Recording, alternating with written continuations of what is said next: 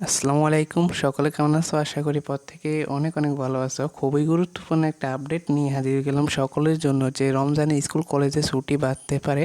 কিছুক্ষণ আগে আপডেটটি প্রকাশিত হয়েছে, তো এটা নিয়ে আমরা আলোচনা করব।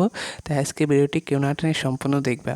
আর যারা এখনও আমাদের চ্যানেলটি সাবস্ক্রাইব করোনি, চ্যানেলটি সাবস্ক্রাইব করে আমাদের সাথেই থাকবা, যে কোনো শিক্ষা নিউজ ভিডিও সবার আগে দেখতে।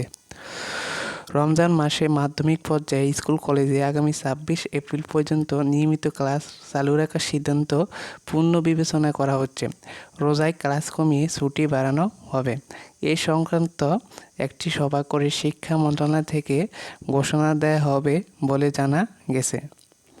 রোববার ৩ এপ্রিল মাধ্যমিক উচ্চশিক্ষা মহাশী অধিদপ্তর মহাপরিচালক অধ্যাপক নেহাল আহমেদ বলেন, ছুটির বিষয়ে সিদ্ধান্ত নেয় শিক্ষা মন্ত্রণালয়। এক্ষেত্রে মহাশীর কোনো ভূমিকা নেই। তবে এটুকু বলতে পারি, ছুটি বাড়ানোর বিষয়ে মন্ত্রণালয় চিন্তা ভাবনা করছে। মনে হচ্ছে এই বিষয়ে পজিটিভ সিদ্ধান্ত আসতে পারে।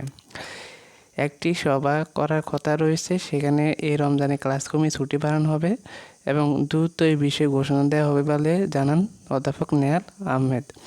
এর আগে গত ২৮ মার্চ শিক্ষা মন্ত্রণালয়ের মাধ্যমিক উচ্চশিক্ষা বিভাগের যুগ্ম সচিব নজরুল ইসলামের স্বাক্ষরিত অফিস আদেশে আগামী ২৬ এপ্রিল পর্যন্ত নিয়মিত ক্লাস চালু রাখার কথা জানানো হয়।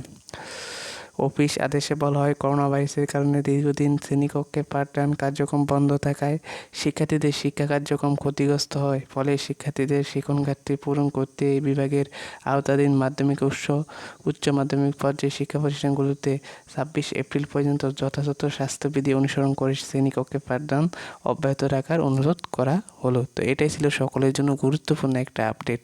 তো আশা করি আজকে ভিডিওটি দেখে তোমরা অনেক অনেক উপকৃত হয়েছো। আজকে ভিডিওটি এখানে শেষ করছি। সবাই ভালো থাকবে, সুস্থ থাকবে। সবাইকে আল্লাহ হাফেজ, আসসালামু আলাইকুম।